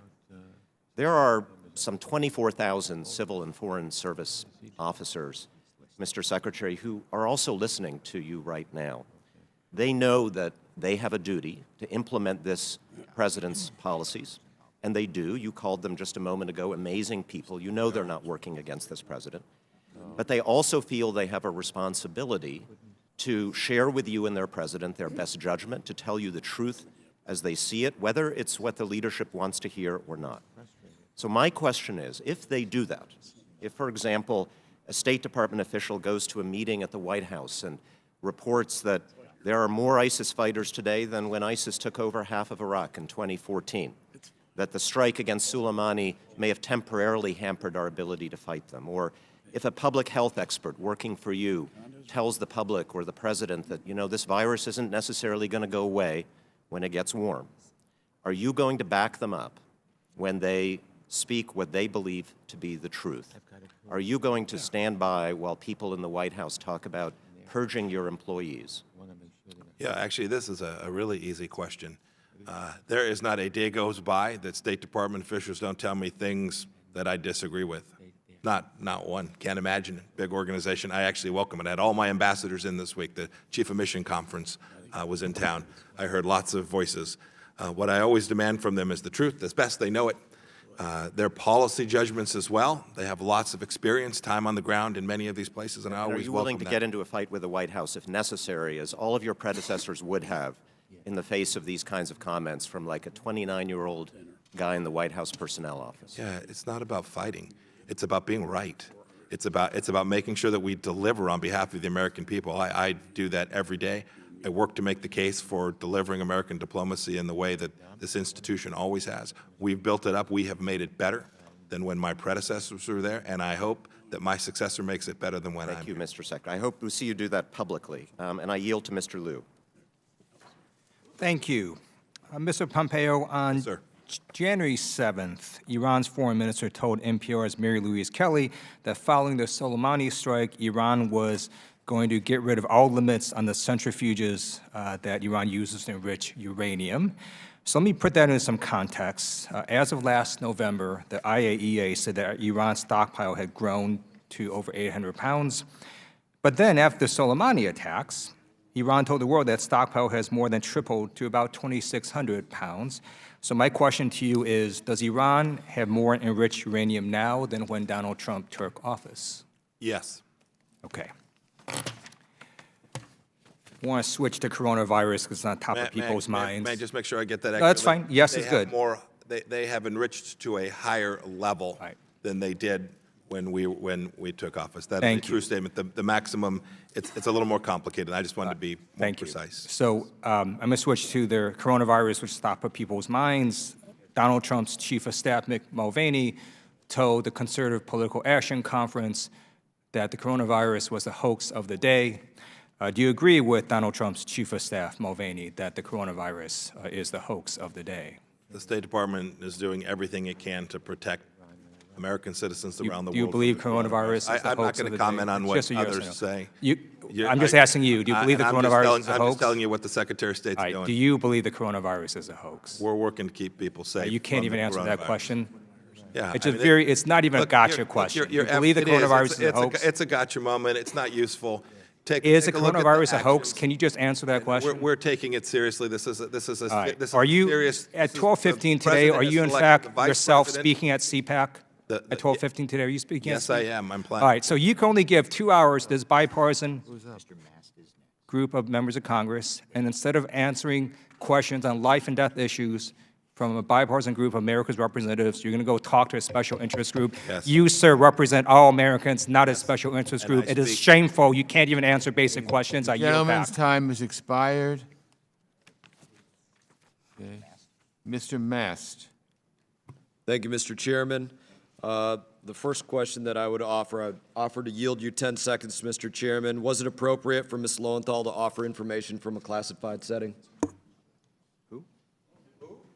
Ms. Lowenthal, was it appropriate? I did not yield you any time, ma'am. Mr. Chairman. I think we have, I don't decide on the appropriateness of it. Every member of Congress has a right to say whatever they feel they need to. I will be asking that the Ethics Committee determine whether that was appropriate for her to offer information from a classified setting. Now, I want to talk about some important points that were made in the very beginning of this hearing. The first comment from the other side today was, how can we make sure that we offer Iran aid? From Mr. Sicilian, can we ensure that we can offer aid over to Iran? That was the first question that came out of this committee. Second comment from the other side. Would the gentleman yield? No, I will not. Second question that came out was this, offering that you should spend more time here and that Secretary Clinton spent 11 hours here. Wow, we should give her a hand of congratulations, not even 1 hour for every hour that she allowed our men and women overseas to be killed without dispatching any QRF, any quick response force. Congratulations for that. I want to ask a couple questions here. It does make sense to me that many on the other side are upset about killing somebody who was attacking our embassy. That is consistent with not defending Benghazi. That would be consistent. So I want to ask here, are any of my colleagues, I'm willing to offer time for this, who have been chastising the president, who keeps saying over and over and over that we're less safe because of killing Soleimani, willing to say right now, I'll offer you time, that you wish Soleimani was still alive? I'm willing to yield you time. You said we're less safe. I'm willing to yield you time if you want to say you wish. I'm happy to Soleimani answer your was question. still alive. Of course, we think I the didn't American. yield you time yet. If Well, you, you want to said ask you me. want to yield time. Do you want an answer or Would not? you like to ask me if I would yield you a moment? Yes. Happy to answer your question. I will yield We you a believe the moment, Mr. principal Sicilian. responsibility of the President of the United States is keep the American people safe. We believe this action ultimately has made us less safe. So do In you fact, want Soleimani still alive? Of course not. Nobody on this side wants Soleimani alive. You know better than that. Shame on you Everybody for even says asking that we're less question. safe. I'm And not- shame on hey, you more for time. suggesting we're I not reclaim concerned about my the time. safety of our embassies. I reclaim my You time. know better than Will that. the gentleman yield? Okay. Will the gentleman yield? Gentlemen, I'll offer a moment Will ago. the gentleman yield? Would you like to offer that you wish Soleimani was still alive? I will yield. Will the time gentleman for you yield? to offer. Yes. I'm Congresswoman Spanberger from I'm Virginia. sorry. I apologize. And Getting your name incorrect. referencing what you stated earlier, the point of it was there was no evidence given in the classified briefing. None. None of imminence. None. And as a former CIA case officer, I am very happy that Soleimani is dead. So, but we need I to reclaim my have time again. strategy, I will reclaim and we my need to time ensure that we are protecting the American I'm people, and reclaiming those my are the time. focuses of our questions to the Secretary Everyone today. yield, please. Everyone yield. The gentleman reclaims his time. Again, it's said no less than 10 times, we're less safe, we're less safe, we're less safe because Soleimani was killed. It was said over and over here. So that's a simple question. Do you wish he was still alive? I'll still hold on for another moment here if anybody wants to offer. They wish he was Will still the alive. gentleman I have yield? not yielded you any more time. No, you've used up enough. Thank you. We'll try to get the gentlewoman. I have another question. At this point, would any of my colleagues like to offer this? At what point would you say that Iran has gone too far? I'm willing to offer time for that. When can you say Iran has crossed a red line? I'll sit here and wait. Will the gentleman yield? Absolutely, if you want to offer when Iran goes too far for you, please. Then, Well- if not, I will reclaim my time. The question was when Iran crossed a red line, and so I'm asking, in response, I'd like you to first define what a red line is. I'm asking, What red line? What is your red line? When for you does Iran go too far that it justifies killing Soleimani or taking some other sort of action against Iran? What is your red line for any of my colleagues over here? Iran went too far decades ago, but the question is whether or not there's authorization for this particular strike. Which, when we go out there and label somebody a designated terrorist, when we put that wanted sign on their back, there is justification for a strike. Just as if... That's a sanctions designation. That has nothing to do with use of force. Time, ma'am. I'm reclaiming my time. Just as if his now replacement, Mr. Ismail Ghani, he has a wanted poster on his back being the head of a designated terrorist organization. So, would anybody else care to offer that they have a red line for actions of Iranian aggression? Who is next? Mr. Deutsch? Mr. Deutsch? Mr. Deutsch is next. Gavel down, the committee will be in order. Okay. In my last couple seconds, I will offer this. I heard one response for a red line of Iranian aggression. That leads me to believe there are no red lines for many of my colleagues for Iranian aggression. That should be concerning. Mr. Deutsch.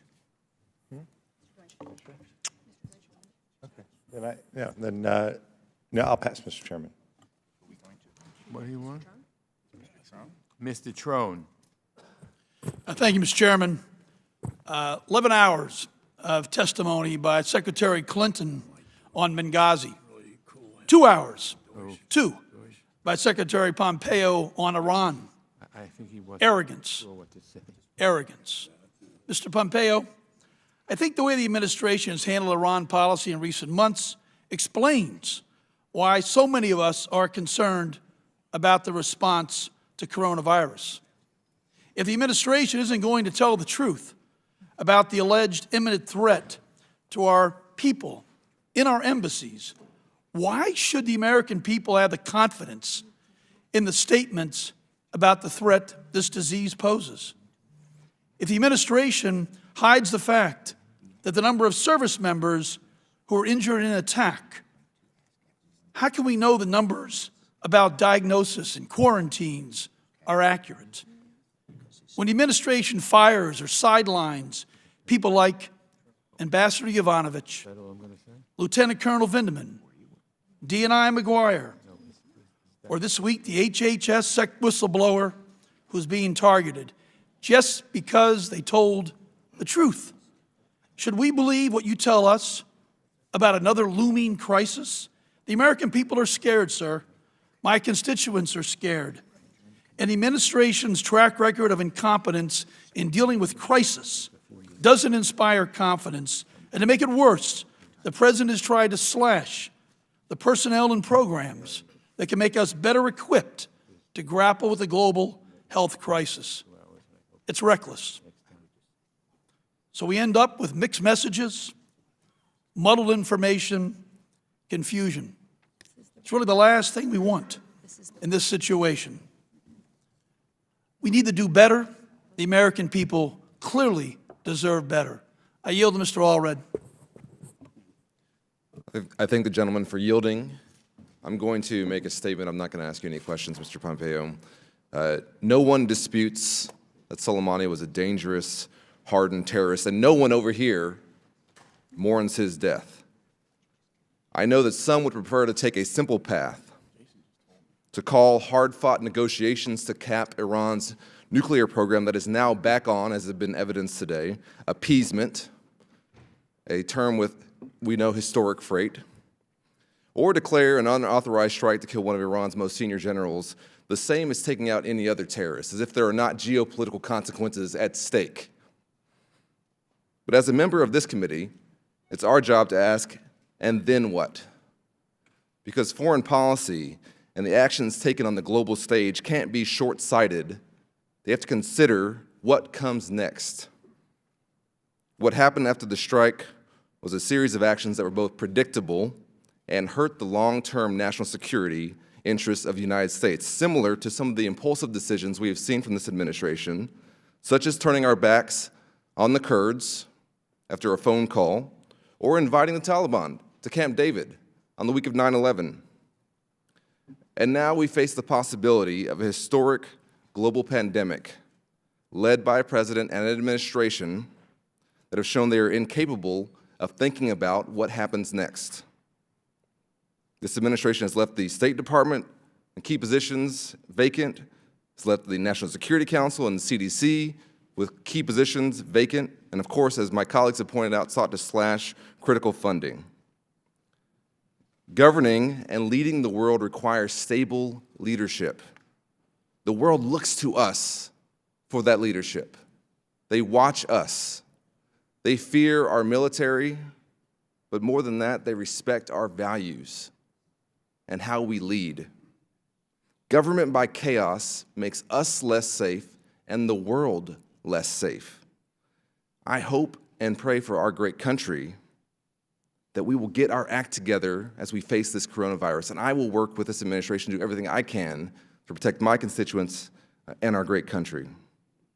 I hope that you will, in the future, give this committee the time that it deserves to discuss these issues. The American people want to know why we took this strike, what went into it, what the explanation is. There has been no debate. We need to talk about the authorizations for such actions. That's our role in a democracy. And I encourage you to give us the time to have that discussion. I yield back. Okay, gentleman yields back. Mr. Wright. Thank you, Mr. Chairman, and Mr. Secretary. Thank you for being here today. As you've seen, Ringling Brothers has nothing on this committee. Rarely have I seen adults behave in such a despicable and rude manner as they have today, including employing bullying tactics, which I think is reprehensible. I want you to know that I think you're doing an outstanding job and that the United States of America and the world are safer because you're the Secretary of State. I have a real simple question, and then I'm going to yield because we're about out of time for the committee. It has to do with the protesters in Iran and realizing the limitations we have to affect things internally. Do you believe we're doing everything we can to support those protesters? Is there anything Congress can do that would help the protesters in Iran? So we have taken a very different approach with respect to the protesters than the previous administration did. We are doing all the things that we have in our toolkit. This is what we do in countries where people are demanding freedom, liberty. They want simple, basic human rights that have been denied them for so long inside the Islamic Republic of Iran. We saw what happens with this fraudulent election. They not only didn't let people run, but then the Iranian people chose not to vote as well. They knew it was a fraud, a joke, that it wasn't a real election. I'm happy also to share with you in another setting all of the things that the administration is doing to try to create an environment that the Iranian protesters can, at the very least, not be harmed. And then our effort more broadly, even than just throughout the Middle East, is aimed at standing up a free and sovereign Iraq, Lebanon that is not suffering under the hands and control of Hezbollah. Same thing with the Islamic Republic of Iran. It is a comprehensive strategic approach to the region, and if we get it right, the people of that region will be better off, and America will be more secure. Great. Thank you, and I'm going to yield the remainder of my time to Mr. Burchett. Thank you, sir. Thank you, Mr. Wright. I appreciate that. And thank you, sir, for being here. And I haven't been in Congress long enough to be bitter or shout out at you or anything to cause any great attention. You'll learn quickly. To myself, yeah. Well, I was kind of hoping I would so I could get some more TV time, and I haven't. But nobody's even taken my picture, as you can see. So I'll just keep. Thank you, brother. I appreciate that. I'll put you on my Christmas card list. But since we took out Soleimani, have Iran's actions changed any that you've seen? I suspect they walk out every morning and look up in the sky, but besides that. So the answer is yes, but it's much more complicated than that. There's no single act that you can stare at independently and say that this was the one variable that moved the entire strategic puzzle. It's more comprehensive. It's bigger than that. This is just one element of the efforts that we've undertaken. So to say that the responses are, to draw a correlation like that, I want to be very, very cautious about. More of a long-term thing, so thank you for that. How has the administration's maximum pressure campaign affected Iran's ability to fund Hezbollah? You can see it. In a classified setting, we're happy to share the actual data, but there's hard decisions being made. difficult decisions about whether you should make payroll for Hezbollah, how big a Shia militia can you support inside of Iraq, how should you work on your external assassination campaign in Europe, should you underwrite malign activity in Afghanistan, finite resources. It was referenced earlier, they were shipping roughly somewhere between 2.7 and 2.9 million barrels per day of crude oil at closer to market prices. Today, that number's somewhere between 250,000 and 300,000 barrels a day, and they're getting deeply discounted or having to ship it to Syria in exchange for their work on the ground there. This has put enormous constraints on the regime and its ability to foment terror around the world, and America is safer, Israel is safer as well. Thank you. What can be done to mend the rift between the Gulf countries to make the GCC an effective local deterrent against Iran? We are encouraging all the Gulf states to join us in this effort. They all see the threat to a nation, see the threat from the Islamic Republic of Iran. Disputes amongst them make that more difficult to prosecute effectively, and we hope they'll get this figured out. All right. Thank you, Mr. Chairman. I yield back the remainder of my time. Thank you. Gentleman yields back. We were just about run out of time.